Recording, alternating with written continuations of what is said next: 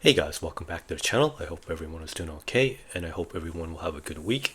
So this is kind of like an impromptu video. So I was catching up with some of the younger um, folks in like the younger folks in my social circle, and just to kind of catch up and see how people are doing. And I'm kind of worried about like the next generation, like the Zoomers. But it's not as bad as I don't want it to make this too discouraging. But Zoomers have like a lot to overcome. So first, like I think like as you come up like through the ranks, and you're just starting out, there's a lot that you have to kind of like overcome.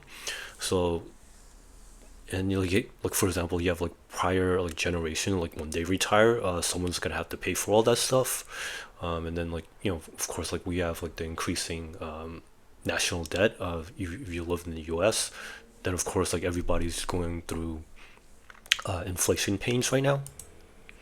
And of course, like this is just anecdotal. I just don't want like youngsters to give up. Like just because they see a lot of like bad stuff on the horizon, it doesn't mean like you can just like sit back and do nothing, and like not worry about stuff.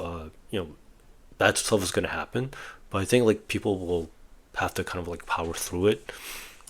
So there's more like a kind of like a mental preparation, and I'm just like including like a few articles I just happened to read that I thought might be interesting to my viewers.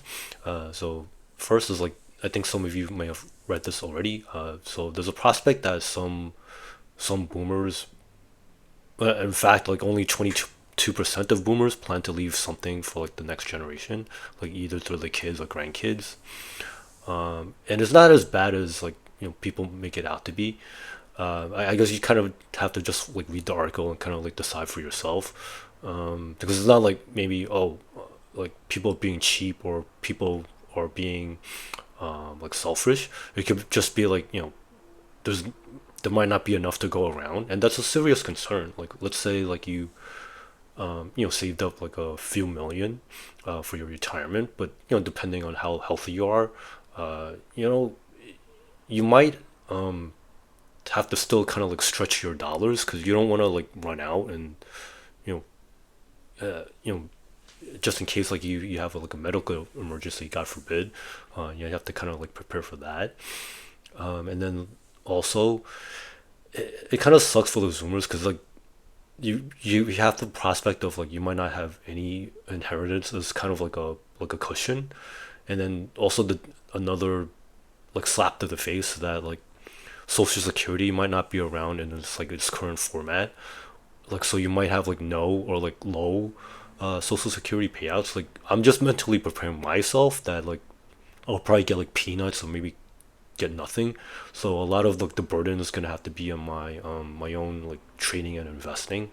And it's it's kind of a shame. And it's gonna be worse for like people that are younger than me. So I guess like just try to be nice to each other. Don't automatically assume that the prior generation is deliberately out to screw you. It's just the way the system is set up is just not fair. And then also like another thing that from time to time I like to look at is like the U.S. debt clock. So the link is in the description below, so you can check this out on your own time. I remember when we first hit like 10 trillion, and that felt like such a huge burden. And now it's up to like 35 as we speak. So right now, like the burden for like taxpayers is like 270K.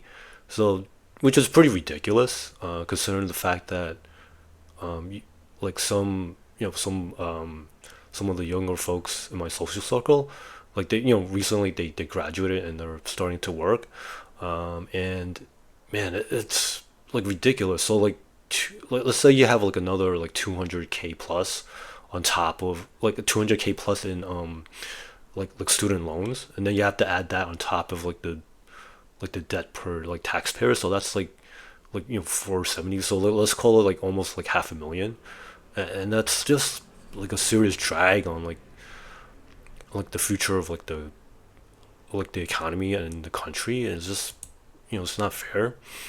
And like right now a lot of people are hurting, so like they're kind of like trying to find ways to do, or like find ways to make money, and unfortunately they fall prey to like these like scams and like just like kind of like ridiculous so-called like cheat codes. So like, there's like this TikTok thing that was going around that you could basically get free money from ATMs. So, and this is just like a modernized version of like check fraud.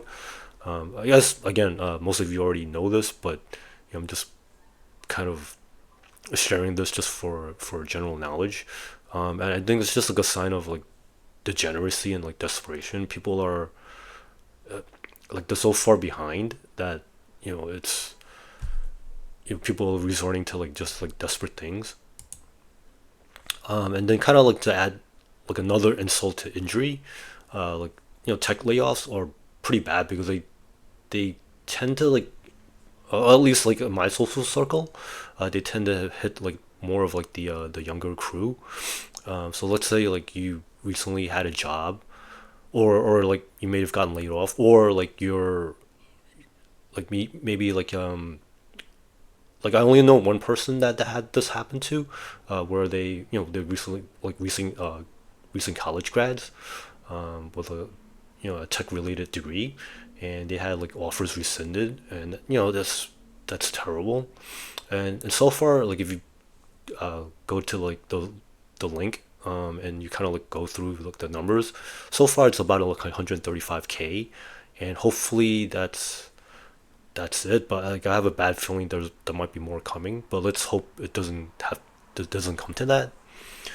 And then like another set of you know younger folks. They recently some people are in the financial sector. So like the latest bad news for those that are like finance graduates.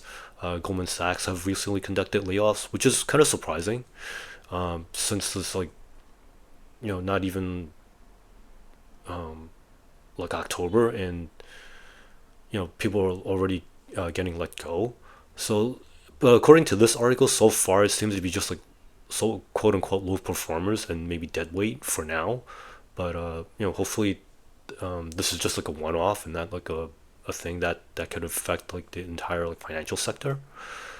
I guess like one way to keep track of this, like I'm just looking at the XLF myself, and so far like things seem okay. So I don't think there's gonna be like like a repeat of like 2008. So let's keep going. So I guess like to just kind of like share what I'm suggested for maybe like the for like younger folks. If you have the opportunity to like study abroad, or maybe even like work abroad, try to take it. It might be like a little bit tough at first because like you're gonna miss your family and friends and things like that.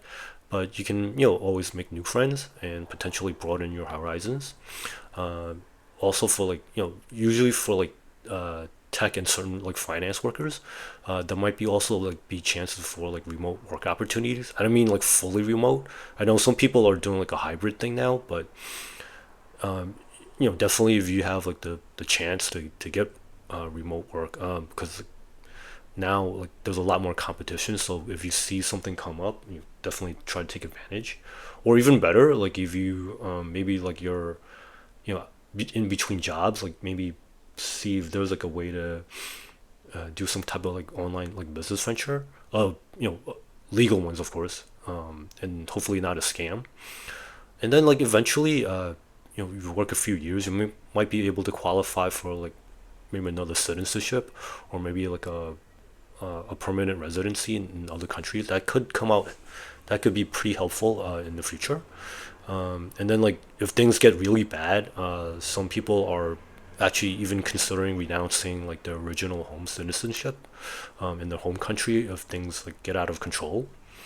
I guess like the second next best thing could be like blue collar work, because I've noticed like the some of the, I guess like the people that are still hiring, it's usually like blue collar related. So if you're handy, it might be something that you can consider, even if it's only like a stopgap measure.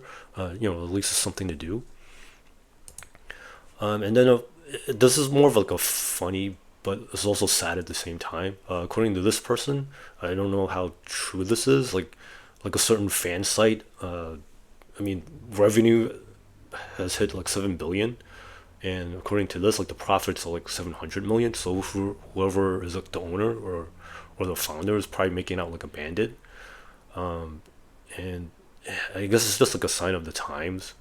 Hopefully, you don't have to resort to this, but I guess if it's available, hey, yeah, I'm not gonna judge. You have to kind of like see what your situation is. And the reason I bring this up is like so far, uh, at least like in terms of like stock market, like like the SPY is up year to date. It's still up like 14%. So the pain hasn't really started yet, and I see sometimes like these videos like, oh, we're gonna have like these like doomsday scenarios, and like and this is with like the general like stock market is still up for the year. I'm personally looking for myself, looking for like a regular run of the mill like 10% correction. So that'll take us down somewhere like around like 508, maybe 500 if we're lucky. And if like the bears get really aggressive, they might actually break like the psychologically important like 500 level. But that's more like wishful thinking on my part, because I just want to scoop up some bargains when I can. And so far, like this year, like I would say like the Bears haven't gotten a decent meal yet. So just be careful just in case. Uh, Sometimes like September or October can get like really ugly in a hurry. And just to give like people some perspective, because sometimes like a lot of like the information that the Zoomers consume, like they're kind of it's kind of like wacky and it's kind of like weak sauce sometimes. But every generation has had their fill of like financial like crises, like real ones. So like for example, like the boomers. I hate to bring up bad memories, but like of course, like there was like the 1973 oil embargo, and then some people had to go through like the 1987 crash. So that was basically like a bear market in a day. So you can feel free to research this like at your own time. And then for like the Gen Xers, uh, people had to go through like the 1998 Asian financial crisis. Then you had like the 2000 like dot-com crash, and then for certain millennials, you might have had like the dot-com crash too.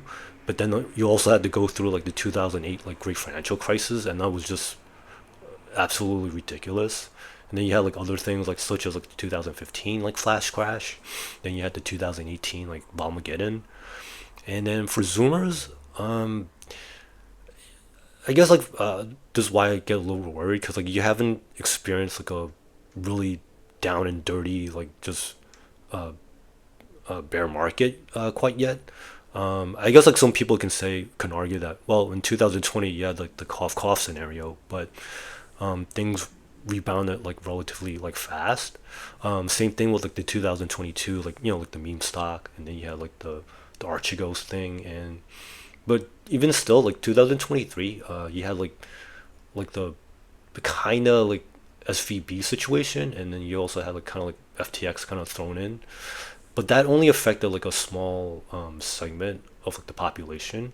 I'm talking like just in general, like a big dirty nasty like uh all around bear market. So just kind of be prepared mentally, because like so far like the things that we've experienced this year like haven't been that bad, all things considering. And then I kind of just want to remind people like don't forget about history, or maybe like you haven't learned it yet. Like you want to kind of keep your mind sharp. All these like potential bear markets, you don't want to like rattle like, your entire like retirement plans. You want to like manage your emotions, because I also want to share like a bigger version of this too.